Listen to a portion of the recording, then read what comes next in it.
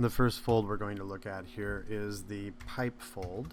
And thank you to DeviantArt and people posting up tutorials all the time. And then thanks to the Famous Artist course, that's this thing right here.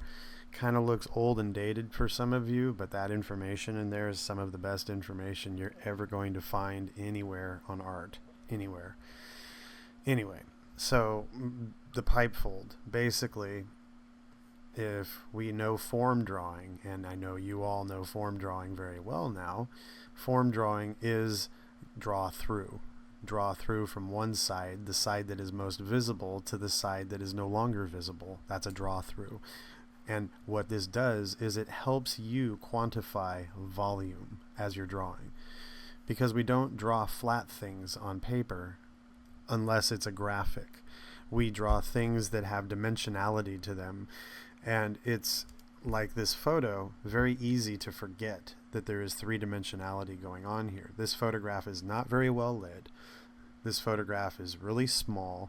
The details are, for the most part, washed out. And it's not easy, if you don't know anything about anatomy, to see that these bones are actually traversing the form. Excuse me, to see that these pipe forms are actually going around the figure. As well, they're going over the lower abs, and then they're hanging down off of the body. So there's even forward projection within these forms. But it's hard to see all of those things unless you understand what you're looking at. Years and years of training in art is what helps your eyes identify problems, because art is basically a seeing science. We are learning how to see things correctly. When you're drawing a picture, you are translating what in your mind you think you see three-dimensionally onto a flat two-dimensional surface, but still retaining the qualities of a three-dimensional object. That's our goal. That's a very lofty goal and a very difficult one if you don't think there's any science that is behind what you do, when in fact everything that we do has a science to it. So let's look at this drapery over here in a cross contour sense. So you can kind of see all these undulations, and he has drawn, Josh Reed, this person down here, has drawn a red line around all of these pipes. You can see that it disappears around the corner, but down here you can also see that he is sort of ghosted in a circle. And that's exactly what you would do. Let's look at this in cross contour. So there's a small pipe fold in the back.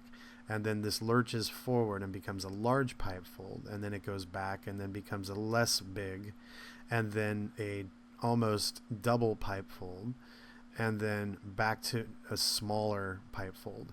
And within each of these spaces, both the positive and the negative spaces, a circle can be drawn. That circle, once we turn the form into three dimensions, is elliptical, and those ellipses are our pipes, and those pipes should be in perspective. Just like this photograph is in perspective, the photograph here has been shot somewhere around shoulder height. We don't see a lot of the shoulders. We can still see a little bit underneath the chin. We're not looking at an extravagant angle on the feet, so the camera is a little bit lower than head height or completely at head height. The camera is probably around shoulder height, but there's still perspective. So in these pipe folds here, these areas of the pipe fold are going to have a much less radical ellipse than down below, where the ellipses are going to be more visibly dimensional, or flat rather than dimensional, opened up instead of squished, if we don't know perspective yet. The ellipses down below are going to be more like this. The ellipses up above are going to be more like this. In all of these instances here, all of these different examples, the artists are trying to show that there's an architecture involved, and that's exactly what we do here with all of our draw-through methodology. Our draw-through methodology is to help develop architecture, both internally in our mind as well as physically on the paper.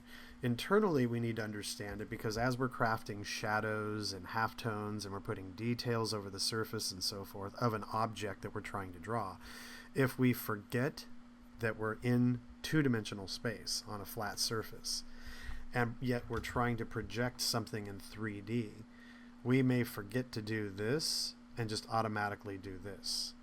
or do it in a weird way where we don't really know if we're connecting with this at all or not, but we're trying to make something of it. That's what can happen. And in no instance could this ever conform to the surface of this, because it shares no properties with it. It's ambiguous, and I have no point of reference to begin connecting it to the other surface. But if I have these and this, there's my starting point.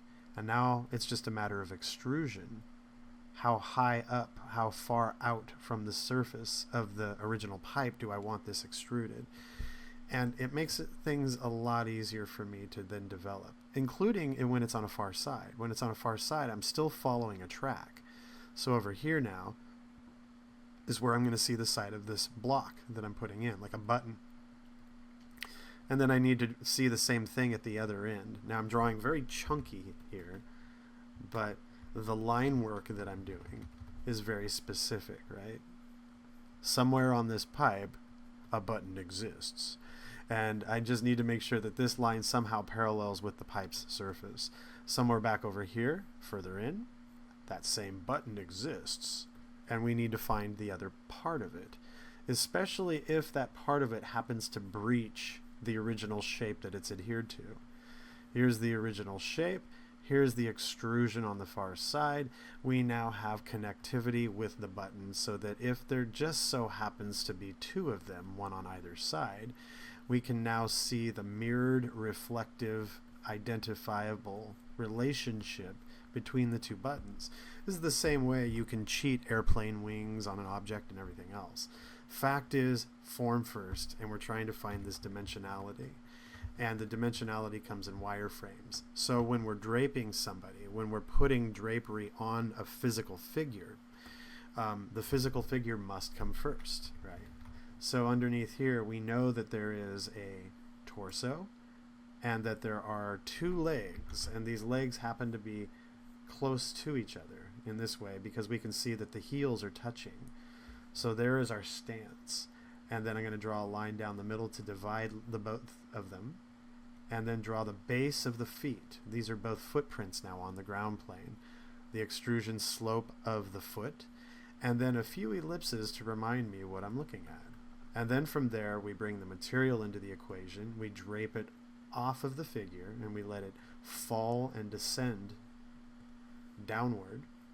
We then elliptically wrap around the figure the larger mass of the material. Just like up here, we find what would be like a belt line, and we tighten this up to the material. Then we find the cut lines, and the cut lines are the things with stitches. These are the areas where we look for stitching, because you're stitching just like along in here. The stitching divides the piping from whatever else it's tightening down to. And this is where all of the pipes are going to emanate from. So now we just basically find the pipes in straight lines for the moment. We find them in straight lines. And we can follow these lines in a path down the figure. That's very easy to do.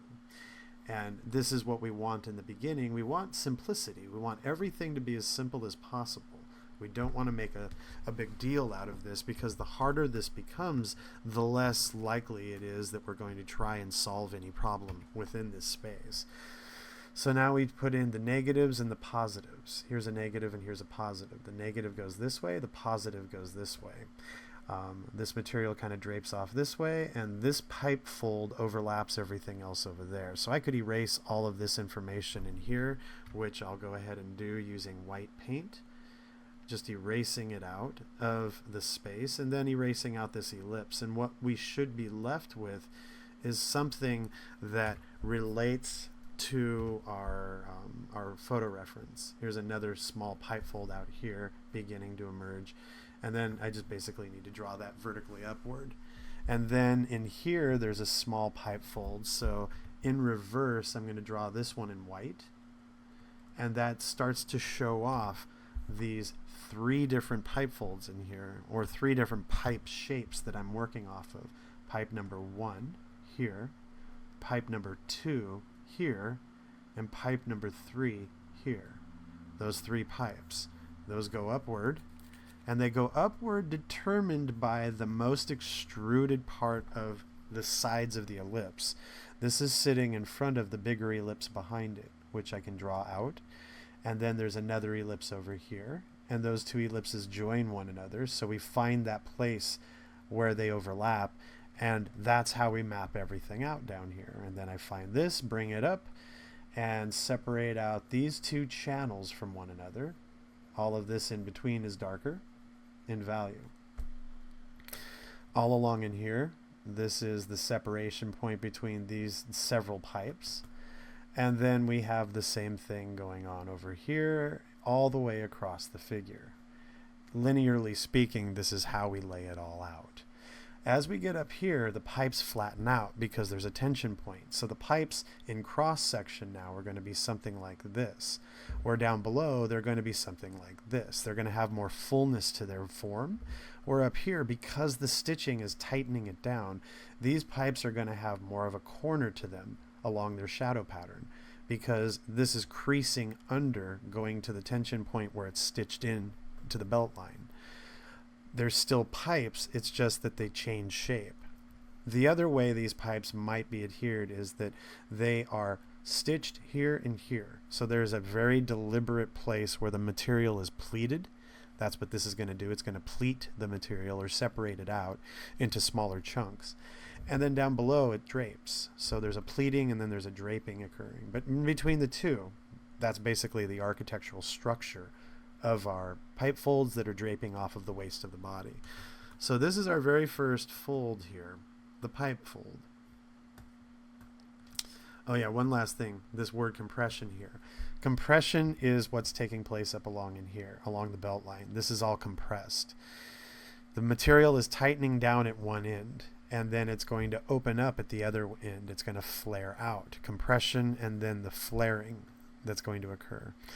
And so that is basically just like over here, tension and then, or compression up here, and then this relaxed feeling down here where the material has a lot more space to occupy. There's a lot more space for the material to occupy down below than up above. That's also what draws attention to the design of the dress. We can kind of see something like this occurring, where there's these really nice triangles that are sweeping down from the waist to the floor. And each triangle, as it gets tighter, has an elegance to it, where with these you can kind of see when they stay the same thickness from top to bottom, they're a bit more rugged looking. They don't have the same sheer elegance that this does. But that's the difference between looking at curtains and then looking at a body underneath a dress. The curtains don't need to look as beautiful as the body that we're trying to accentuate, as well as not hide, but accentuate with all of these other flourishes that are coming off of those tension points that show off the diminished volumes underneath, the smaller volumes underneath of the female form in this particular drawing. All right, so these are the pipe folds. We'll now move on to drop folds, which are virtually the same thing, but there are a few differences that I want to point out.